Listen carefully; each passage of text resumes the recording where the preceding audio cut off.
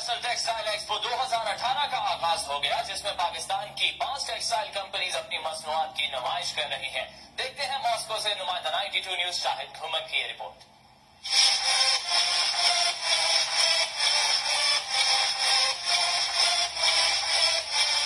रूस के दारुल मॉस्को में इंटरनेशनल टेक्सटाइल एक्सपो 2018 शुरू हो गई है, जिसमें दुनिया भर से 20 ममालिक की टेक्सटाइल कंपनीज शिरकत कर रही हैं।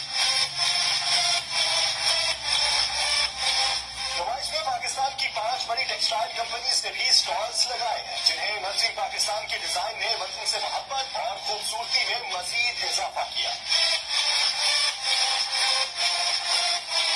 तजारती अताशी नासिर हमीद का कहना था कि इस नुमाइश में हिस्सा लेने से रूस में पाकिस्तानी तजारत को फरोग मिलेगा।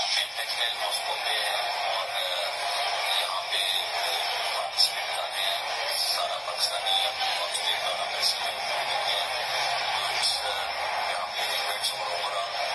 अच्छा है